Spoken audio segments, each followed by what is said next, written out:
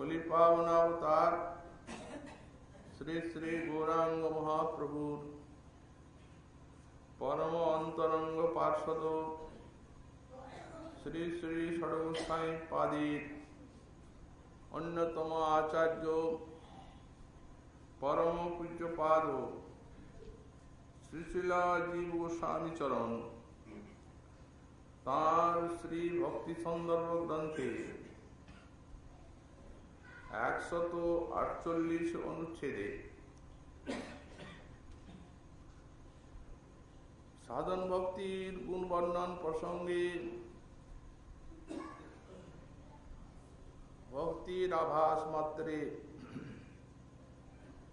যে মানবীর সমস্ত পাপ তাপাদি বিনষ্ট হয় এবং কদাচ যম মহারাজ এবং তাঁর কিঙ্কর গণিত তাদের প্রতি কোনরূপ অধিকার থাকে না, সেই বিষয়টি শ্রীমদ্ ভাগবতে শ্লোক দৃষ্টান্তে প্রমাণিত করছেন। শ্রী অজামিল উপাখ্যানে ষষ্ঠ স্কন্ধে প্রথম অধ্যায়ে 49 শ্লোক। তখনও অজামিলের উপাখ্যান আরম্ভ হয়নি। তার পূর্বে সুকমণি বলছেন, সকিন্মন কৃষ্ণ পদারবিন্দয়োর নিবেশিতং তদ গুণরাগী জৈরিহ নতি যমমুপাসবৃতশ্চ তদ্ঘটান স্বপ্নে বিপশ্যন্তি চীর্ণ নিষ্কৃতা। হে মহারাজ, সকিন্মন কৃষ্ণ পদারবিন্দয়োর নিবেশিতং, যদি কেউ একবার শ্রীকৃষ্ণের চরণারবিন্দে মনটিকে নিবেশিত করে, তদ্গুণরাগী জৈরিহ, অর্থাৎ সাময়িকভাবে যদি কারো শ্রীকৃষ্ণের পদারবিন্দ স্মৃতিতে আসে, নতে যমমুপাসবৃতশ্চ তদ্ঘটান স্বপ্নে বিপশ্যন্তি চীর্ণ নিষ্কৃতা, তার সকল প্রকার পাপ তাপের পূর্ণতম প্রায়শ্চিত্ত হয়ে যায় এবং তে যমং পার্শ্ববৃতশ্চ তদ্ঘটান স্বপ্নে ন পশ্যন্তি, তারা যম মহারাজ এবং সেই যমের পাশধারী যে যম মহারাজের দূতেরা আছেন তাকে স্বপ্ন দর্শন করেন না, সাক্ষাতে তো দূরে থাক।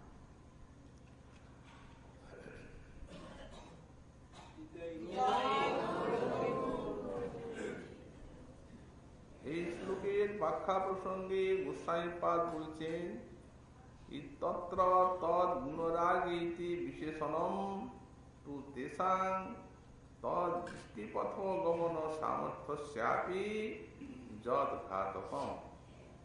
এখানে এই যে এই শ্লোকে তদ গুণরাগী এই শব্দটি আছে, ব্যাখ্যাকারগণ এই শব্দের ভিন্ন ভিন্ন প্রকার অর্থ করেছেন। এখানে গোস্বামীপাদ বলছেন যে এই যে বিশেষণটি দেওয়া হয়েছে, যিনি একবার কৃষ্ণচরণার বৃন্দ স্মরণ করছেন, তার এতে জানা যাচ্ছে তেষাং অর্থাৎ যম মহারাজ এবং তার যে সব পাশধারী বৃত্ত বললেন, তারা তদ দৃষ্টিপথ গমন সামর্থ্যস্যাপি যৎ ঘাতকম, অর্থাৎ আনয়ন করা তো দূরের কথা, কিন্তু সেই ব্যক্তির আত্মাকে তার দৃষ্টিপথে পর্যন্ত গমন করার যে সামর্থ্যের ঘাতক এই শব্দটা, দৃষ্টিপথে পর্যন্ত ওই যমদূতেরা যেতে পারবে না। এমনকি সাক্ষাৎ তো নয়, স্বপ্নেও তার দৃষ্টিপথ গোচর হতে পারবে না। তার তাদিশ তৎশরণস্য প্রভাব বিশেষেণ বিশেষমেব বোধয়তি। অতএব সামান্য একটু স্মরণের, ভগবানের চরণ স্মরণের এই প্রকার প্রভাব, এটি এখানে জানা গেল। তো এই যে তদ্গুণরাজি এই শব্দের ব্যাখ্যা স্বামীপাদ করেছেন যে যে কোনো রূপে সাময়িক কৃষ্ণের পদারবিন্দ স্মরণ চিন্তা, যে কোনো রূপে কৃষ্ণ পদারবিন্দ বা তার গুণ লীলার একটু স্মৃতি এসে গেছে। তদ্গুণরাগী সম্বন্ধে লিখেছেন উনি যে এই বিষয়ে তার জ্ঞান নেই, মানে অনুভব নেই। ভজন করলে তো অনুভব আসবে। তো এই কৃষ্ণ পদারবিন্দের কোন প্রকার অনুভূতি তার নাই, কোন রূপে কৃষ্ণের স্মরণ এসে গেছে। এই জন্যে তদ্গুণরাগী শব্দটি দেওয়া হয়েছে। শ্রীল বিশ্বনাথ চক্রবর্তী পাল লিখেছেন যে তদ্গুণরাগী শব্দে বিষয় রাগের আছে। বিষয় রাগ থাকা সত্ত্বেও কোন রূপে একটু কৃষ্ণ পদারবিন্দ সাময়িক স্মরণে এসেছে, তারও দৃষ্টিপথ গোচর কোনদিন যম মহারাজ এবং তাঁর যে দূতগণ আছেন তারা যেতে পারবেন না স্বপ্নেও। এই জন্য আরেকটি শ্লোক দৃষ্টান্ত দিচ্ছেন। মমরগণার চিতেন ধাত্রা যমইতি লোকহিতা হিতে নিযুক্ত হরিগুরু বিমুখান প্রশাসনিমর্তান হরিচরণ প্রণতান নমস্কুরুমিতি। একটি শ্লোক দৃষ্টান্ত দিচ্ছেন গোস্বামীপাদ আবার এই প্রসঙ্গে নৃসিংহ পুরাণের থেকে। যম মহারাজ বলছেন, অহম অমরগণার চিতেন ধাত্রা, অমরগণ যাকে অর্চনা করেন এই প্রকার যে ধাত্রা, বিধাতা ব্রহ্মা, অমরগণের শ্রেষ্ঠ যে ব্রহ্মা এবং যমইতি লোকহিতে লোকহিতাহিতে নিযুক্ত, যম মহারাজ লোকহিতাহিতে নিযুক্ত, অর্থাৎ লোকের হিত এবং অহিতের জন্য নিযুক্ত রয়েছে। হরিগুরু বিমুখান প্রশাসনিমর্তান, আমরা যারা হরিগুরু বিমুখ, শ্রী ভগবান এবং গুরুপাদ পদ্ম বিমুখ, আমরা তাদেরই শাসন করে থাকি। আর হরিচরণ প্রণতান, হরিগুরু চরণে যারা প্রণত, বললেন তাদেরকে আমরা প্রণাম করে থাকি, তারা আমাদের প্রণম্য। তো সুতরাং শাসনের কথা তো বহু দূরে। এই জন্যে অমৃতসর উদ্ধারে স্কান্দ বচনম ন ব্রহ্মা ন শিবেন্দ্রিনা নাহং নান্যে দিবৌকশ। ব্রহ্মা এবং মহাদেব, অগ্নি এবং ইন্দ্র, নাহং নান্যে এবং অন্যান্য যত সমস্ত দেবতা আছেন, সত্তাস্তু নিগ্রহং কর্তুম বৈষ্ণবানাং মহাত্মনাম, আমরা বৈষ্ণবগণ যারা আছেন তাদের নিগ্রহ করণে কোনো প্রকার সামর্থ্য রাখি না। বৈষ্ণবগণের নিগ্রহ আমাদের নিকটে নেই। তথা আর একটি গুণ বলছেন, ওটা তো শেষ হলো। আভাস মাত্রে যে যম মহারাজ এবং যমদূতেরা কোনোদিন তাদেরকে দেখতে পান না, শেষ করে আর একটা গুণ বলছেন, সকৃত ভজনে নৈব সর্বম অপি আয়ু সকলম। একবার যদি কোনো রূপে ভগবানের নাম গুণ লীলা শ্রবণ কীর্তনাদি করা যায়, তো সারা আয়ুটি সফল হয়ে যায়। একটি উদাহরণ দিচ্ছেন শৌনক বাক্যে, আয়ুর হরতি বৈ পুংসাম উদ্দন্ন হস্তঞ্চ জন্নসৌ তস্যতি যৎ হনুনীত উত্তম শ্লোক বার্তয়া আয়ুর্হরতি বৈপুংসাম উদ্যন্নস্তঞ্চ জন্নসু অসৌ সূর্য। তিনি রোজ উদিত হচ্ছেন আর অস্ত যাচ্ছেন। এই উদিত হয়ে আর অস্ত যে সমগ্র বিশ্বজীবের আয়ুকে তিনি হরণ করে নিচ্ছেন। উঠছেন উপরে আর নামছেন, যেন ওই একদিন সমগ্র বিশ্বের আয়ুকে কেড়ে নিলেন সমষ্টিগত ভাবে। একটা দিন কমে গেল আয়ুর ভাণ্ডারে। এইরূপ প্রত্যহে এই সূর্যদেব উদিত হয়ে এবং অস্ত গিয়ে সমগ্র বিশ্বজীবের আয়ুকে অপহরণ করছেন। কিন্তু তৈসত্যে সকলের আয়ুকেই তিনি হরণ করছেন কাল একদিন করে, কিন্তু কতগুলি মানবের আয়ুকে তিনি ছেড়ে দিচ্ছেন। তারা কারা? যদ যেন খনু পিনীত উত্তম শ্লোক বার্তয়া। ভগবানের লীলা কথাতে যারা সারা জীবনে এক ক্ষণকাল অতিবাহিত করেছেন, তাদের সমগ্র আয়ুকে হরণ করার শক্তি কালের নাই। তো এখন এই প্রসঙ্গে এখানে তো গোস্বামীপাদ এটিকে আর বিশেষ ব্যাখ্যা কিছু করেন নাই, উদ্ধৃত করে এই দৃষ্টান্তটি দিয়ে দিয়েছেন যে সামান্য স্বল্প ভজনেও ভজনকারীর আয়ু সমগ্র আয়ুটা সফল হয়।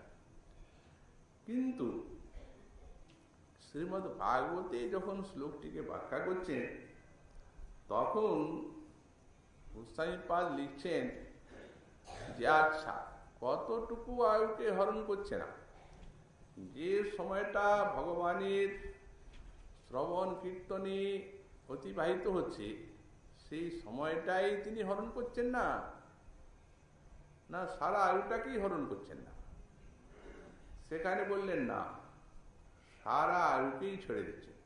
একবার স্বল্পকাল যদি শ্রবণ কীর্তন আদি কেউ করেন, তার আয়ুকে হরণ করার সামর্থ্য সূর্যদেবের নাই। তো এখন ব্যাখ্যা করছেন, তারপরে এর কারণ দেখাচ্ছেন যে তাবতৈব সর্ব সাফল্যাতিথি ভাব।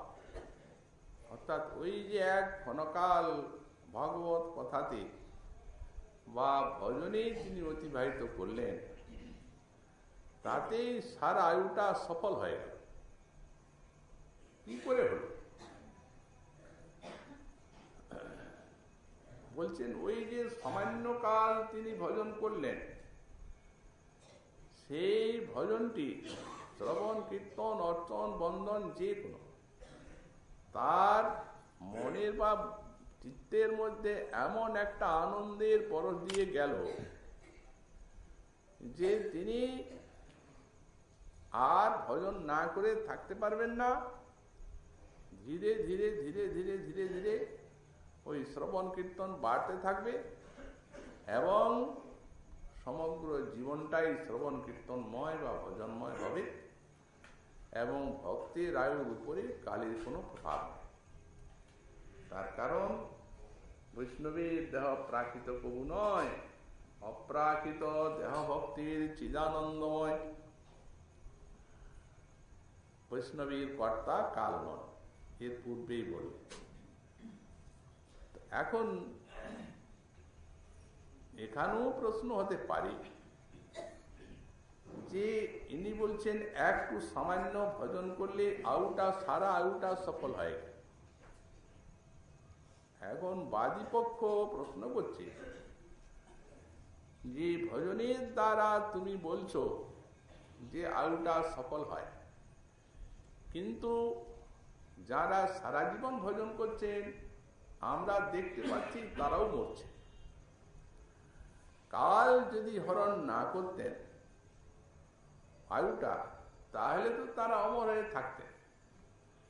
কিন্তু সাধারণ মানুষ যারা ভজন করছে না, তারাও যেভাবে রোগ শোক তিতাব জ্বালা গ্রস্ত হচ্ছে, যারা ভজন করছে তারাও হচ্ছে, এবং সাধারণ মানুষ যেন মরে যাচ্ছে, তারাও মরছে। তাহলে আমরা কি করে বিশ্বাস করব যে যারা ভজন করছেন তাদের আয়ুকে ছেড়ে দিচ্ছেন কাল? আমরা মনে করি, তারা বলছে আমরা মনে করি যে এই যে আমরা বেঁচে আছি, এই বেঁচে থাকাই আউর সফলতা। বেঁচে আছি এইটিকে আউর সফলতা বলে মনে করি। আসলে ভক্তি মহারানী এবং ভগবান এই সমগ্র বিশ্বজীবের নিকটে ভক্তিকে, রহস্যময় ভক্তিকে, তার ক্রিয়াগুলিকে গোপন করে রাখে। সর্বজন প্রত্যক্ষ হলেই এরকম একটা কিছু, যারা ভজন করলে নমর হয়ে গেলে ভগবান আসেন, সচ্চিদানন্দ বিগ্রহ, তিনিও কি সব দিন এখানে থাকেন?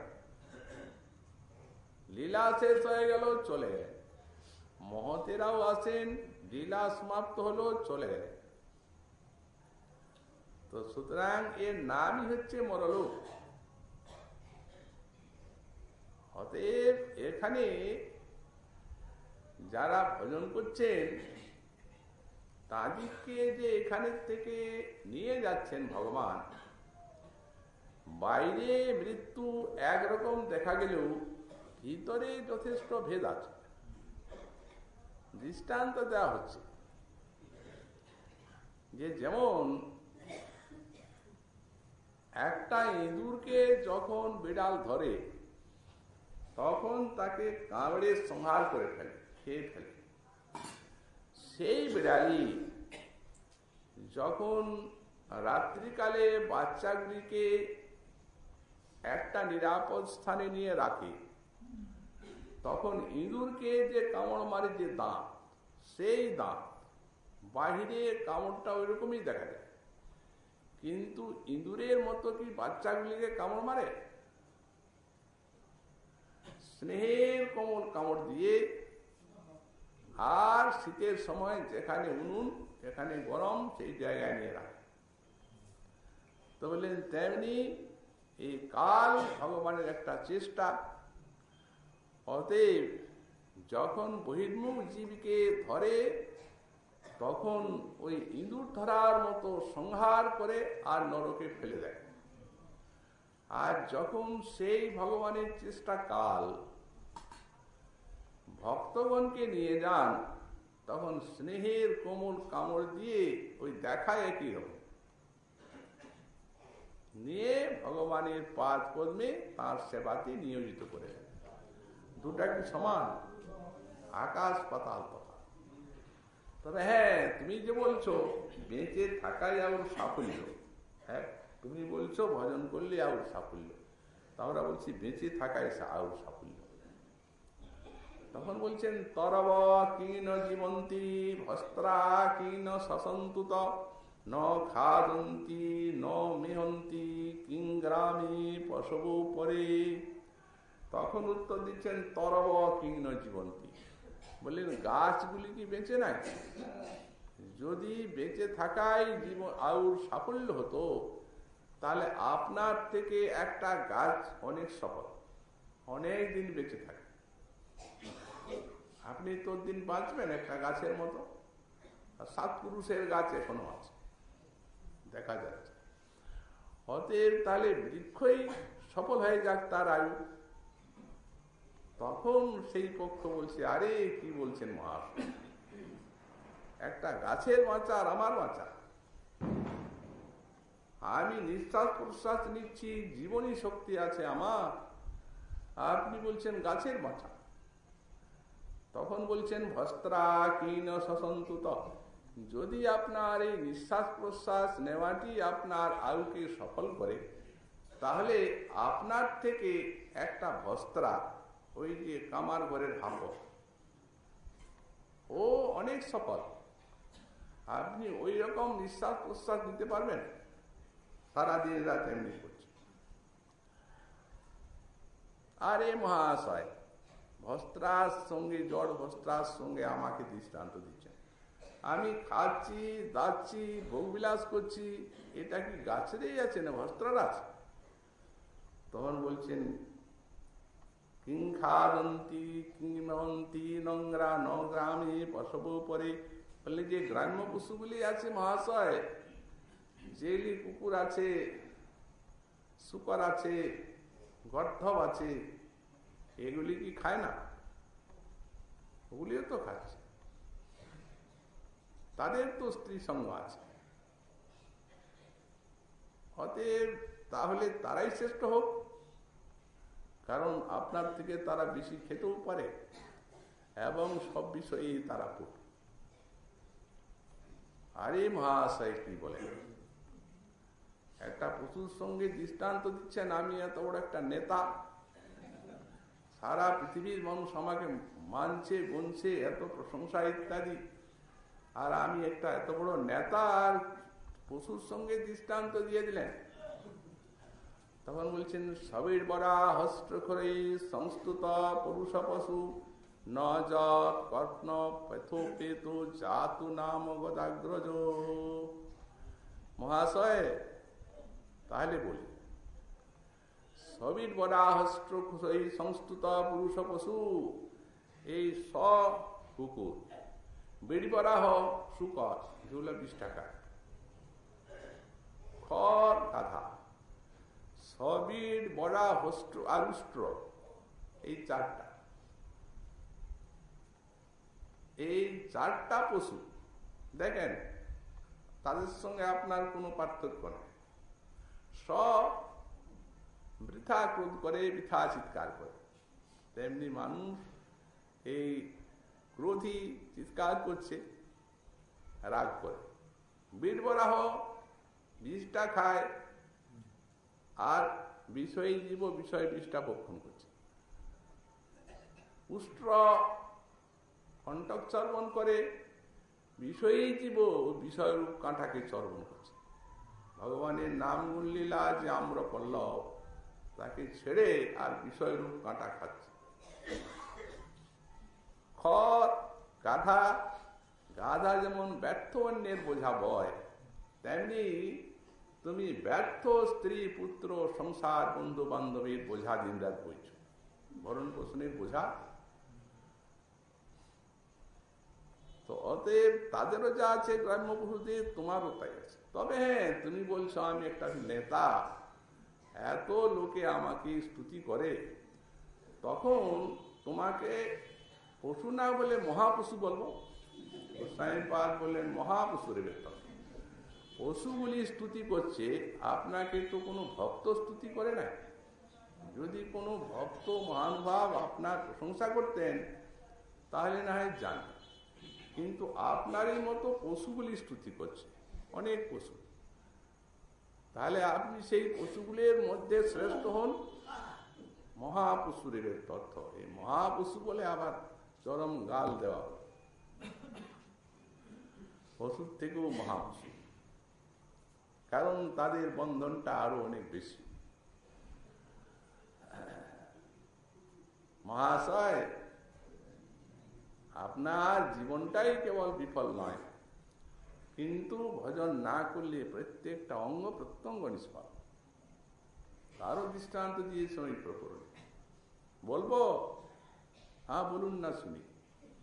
বিলে বতরু ক্রম বিক্রমণ যেন শৃণত কর্ণপুটে নবস্য জিহ্বা সতী দ্বারতুরিকে বসুত নোপগায় তুরুগায় গাথা। এই যে কানে ভগবানের লীলা কথা না ঢুকলো, একটু কান দিয়েছেন ভগবান ইন্দ্রিয় ভগবানের লীলা নাম শ্রবণের জন্য, যদি কারো কর্ণ কোনো বিষয় মানবে এই কানের মধ্যে ভগবানের কথা প্রবিষ্ট না হয়, তাহলে এই কানগুলিকে ভাগবত বলছেন সর্পের গর্তের মতো। বিলে সাপের গর্ত, সাপ বাস করে, বিষয় বার্তা শুনছে দিন রাত। সজ্জন মহাত্মা ভক্ত যারা, তারা সেই তার কাছে যান না, কারণ ওই সাপ আছে তো, ওই দংশন করবে বলে চিদাত্মায় শ্রবণ কীর্তন নিয়ে যারা আছেন, ভজন নিয়ে, অসৎসঙ্গ হলেই বিপদ। অতএব সৎসঙ্গকে যেমন প্রশংসা করা হয়েছে, অসৎসঙ্গকে তেমনি ত্যাগ করতে বলা হয়েছে ভক্তজনের পক্ষে। বিষধর সর্পের মতো কামড় মারবে, বিষ ঢেলে দেবে। এই জন্য বিলে বতরু ক্রম বিক্রমাণ যে ন শ্রীনত কর্ণ ফুটে নৈশ, একবারও অন্তত ভগবানের নাম গুণলীলা কথা যা বললাম আগে তা যদি না শুনে।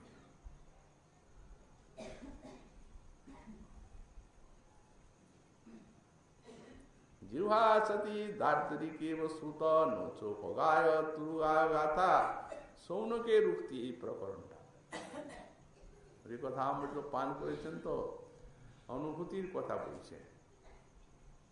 জিহ্বা সতী দার্দরিকায় বসুত, যে সুত জিহ্বাটা তার দার্দুরির ভেগের জিহ্বার মতো। যারা যে জিহ্বা একবারও ভগবানের নাম বা ভগবানের গুণলীলা কীর্তন করেনি, তো ভেগের জিহ্বার সঙ্গে দৃষ্টান্ত দিচ্ছেন কেন? Vague mock mock mock mock আওয়াজ করে, কর্ণকটু লাগে, আর ওই ভেকের আওয়াজটি শুনে তার যে প্রাণঘাতক শত্রু ওই সাপ, সে ধীরে ধীরে ধীরে ধীরে এগিয়ে যায়। তো তেমনি এই ভগবানের কথা এবং ভগবানের নাম যে জিহ্বায় কীর্তন না করে ওই বিষয় বার্তা বলবে, কাল সর্পের মতো আসছে অতর্কিতে, বুঝতে পারে না, এসে আস্ত গিলে ফেলবে। ভারং পরম পট্ট কিরীট দুষ্টম অপুত্তমাঙ্গনমিন মুকুন্দম সাবু করৌতু রুতস পর্যাং লসৎ কাঞ্চন কঙ্কনু বা। মস্তকটি যদি গোবিন্দ চরণে প্রণত না হয় জীবনে একবারও, গতকাল আমরা বলেছি 60 প্রণাম করলে পাপ তাপ যায়, কিন্তু যদি গোবিন্দ চরণে মস্তকটি প্রণত না হয় তাহলে সেই মস্তক দেহের ভার। তো মস্তকটাতে 7টি ইন্দ্রিয় আছে, সমগ্র জ্ঞানের বিকাশ মস্তকে আছে। মাথাটা কারু ভার বলে মনে হয়? তো ভার বলছেন কেন? বলছেন তারা তো সমুদ্রে ভবসাগরে ভাসছে। এখন ভবসাগরে ভাসতে ভাসতে যদি সেই ভাসমান ব্যক্তির মাথায় কেউ একটা 10 মণের ভার দিয়ে দেয়, তাহলে সেই যেন সমাহিত হয়ে যাবে সেই সমুদ্র গর্ভে। তেমনি ওই মাথাটি এই ভবসাগরের গর্ভে সমাহিত করবে বারবার। যে মাথা গোবিন্দ চরণে প্রণত হয় না, ভার তো আছেই, গোবিন্দ চরণে প্রণত হলেন তো পাপের ভার পড়ে গেল, নইলেই পড়বে। গোবিন্দ চরণে প্রণত হওয়া চাই।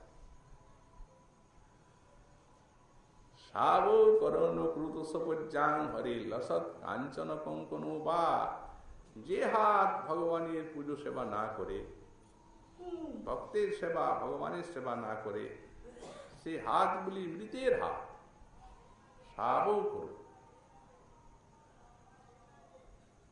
যদি কেউ বলেন, বাদীপক্ষ বলছে আমার রাজার হাত, কঙ্কন আছে, মণি স্বর্ণ মণিতে মণিমাণিক্যে খচিত, এত মূল্যবান জিনিস, তথাপি মৃতের হাত বলবে? বললেন লসৎ কাঞ্চন কঙ্কনু বা। প্রাণ শক্তি তো নাই, ভক্তি তো নাই। ভক্তি হচ্ছে জীবের প্রাণ শক্তি, সেটাই যখন নাই তখন ওটা তো আবার বেশি মৃত। অহংকার অহংকানা দিয়ে নে আবার সংসারে তাকে ফেলবে। তো সুতরাং হাতও ব্যর্থ, পাও ব্যর্থ। বরহাইতে নানাম লিঙ্গানি বিষ্ণু নরীক্ষিত যে। বরহাইতে নয়নাম, যে চক্ষুগুলি ভগবানের বিগ্রহ দর্শন করল না, আর ভগবানের বিগ্রহ বলতে ভক্তের বিগ্রহ দর্শন করল না, সে হচ্ছে সেই নয়ন বরহাইতে মৌর পুচ্ছের লেখা। সব ইন্দ্রিয়গুলি একটি করে ব্যর্থ বা বিফল বলে দিয়েছেন। ভগবানের উপাসনা না করলে, ভজন না করলে যেমন আয়ু নিষ্ফল, একটুখানি ভজন করলেও তেমনি আয়ু সফল হয়ে থাকে। ভক্তা ভাসে ন অজামি লাগু পাপগ্নত্ব দৃশ্যতে। ভক্তের আভাসেই দেখুন, সাংকেত্য নামাভাসে অজামিলের সমস্ত পাপ তাপ গেল। শুধু পাপ তাপ গেল তাই তো নয়, সর্বকর্মাদি বিধ্বংস পূর্বক পরম গতি প্রাপ্ত। স্বল্পায় আছে নৈব ভক্তি কারণোত্তম শ্রুয়তে। অতএব অজামিলের যে কেবল পাপ তাপই গেল তা তো নাই। যমদূতেরা ছেড়ে চলে গেলেন, যখন তাড়িয়ে দিলেন, বিষ্ণুদূতও চলে গেলেন। সব শুনলেন, আর মহতের সঙ্গ হল, মহতের দর্শন করলেন, হৃদয় শুদ্ধ হল, পাপ তাপ তো গেল ওই নামাভাসে। যখন শুনলেন সেইগুলি, এ কি দেখলাম, স্বপ্ন না সাক্ষাৎ, কে তারা, কি কি বলে গেলেন, কি আলাপ করে গেলেন, তখন শুদ্ধভাবে ভজন করতে লাগলেন তিনি। এবং ভজন করতে করতে প্রেম এলো ভগবানের। সেই দূত আবার এসে, চিনতে পারছো তুমি আমাদের? বললেন, আপনাদেরকে একবার তো দেখেছি, এসেছিলাম, তখন নিয়ে যাই না।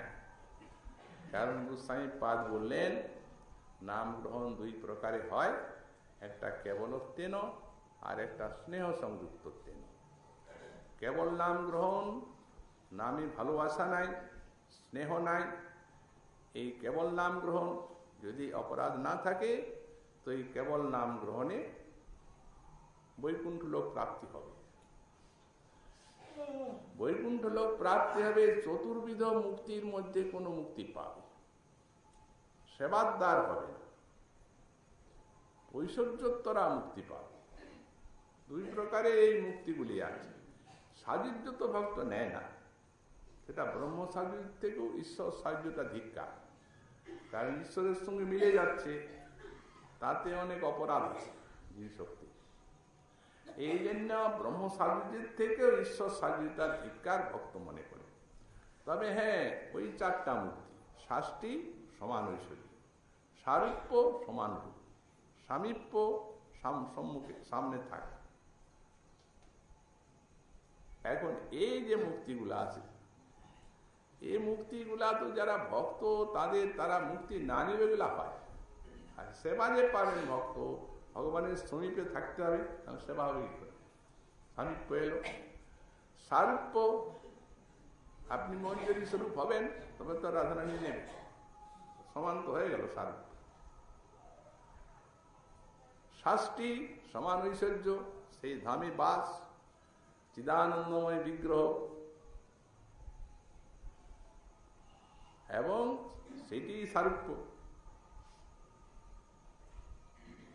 সুতরাং এই মুক্তিগুলি তো ভক্তের আছে, বিশুদ্ধ ভক্তেরও আছে, সকলেই থাকবে। কিন্তু ওখানে যদি কেবলমাত্র নাম উচ্চারণ তিনি করেন, অপরাধ না থাকে, তাহলে ঐশ্বর্যোত্তরা মুক্তি পাবে। এই জন্য কৃপাময় বিষ্ণু দূতেরা ওনাকে নিয়ে যান নাই। বললেন এখন, তখন উনিও সব শুনলেন, দেখলেন, ভগবানের চরণে আত্মসমর্পণ করে ওই কণ্ঠার সঙ্গে ভজন করলেন। সেই ভজনের ফলে আবার তারাই এলেন, তারা নিয়ে আর ভগবত পাদ পদ্মী সেবা দান করে ধন্য করলেন। স্নেহ সংযুক্ত যদি নাম গ্রহণ করা হয়, তাহলে সেবা লাভ করা যায়। এটি হচ্ছে কৃষ্ণনিত্য দাস শিবের আসল প্রকৃত সম্পদ, ভগবানের সেবা প্রাপ্ত।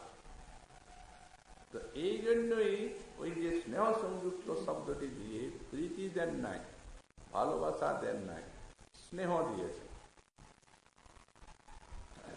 এই জন্যই দিয়েছেন, এই নামে নাম কীর্তনে চিত্তটা দ্রবিত ভাষা, এই জন্যই স্নেহ শব্দটা দিয়েছে।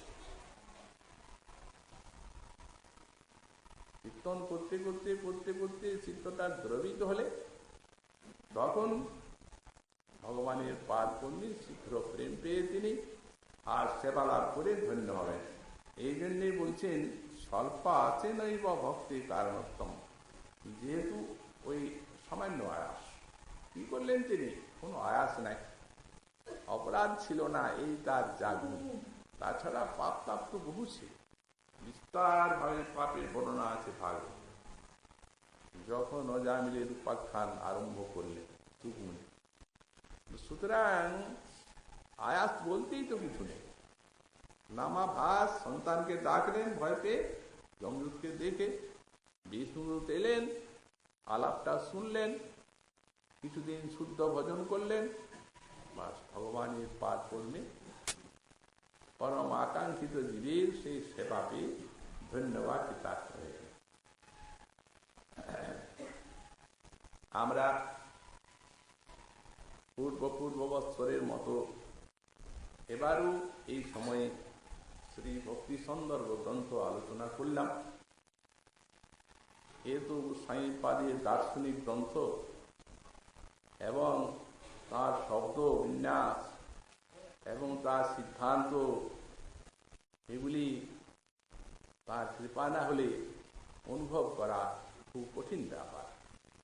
কারণ প্রত্যেকটিতে তিনি যেভাবে এই দর্শন শাস্ত্রের কৌশল নিয়ে ব্যাখ্যা করেছেন, তবে হ্যাঁ দৃষ্টান্ত দিয়েছেন প্রত্যেকটারই। সাঁইপাদের করুণাকে সম্বল করে আমরা যথামতি এই গ্রন্থ আস্বাদন করার চেষ্টা করেছি।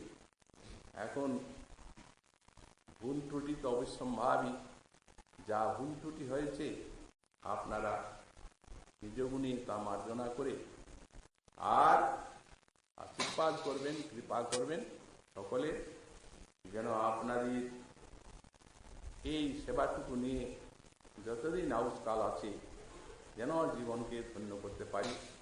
আবার আপনারা আগামী বছর সকলেই নিয়ম সেবায় শুভাগমন করবেন।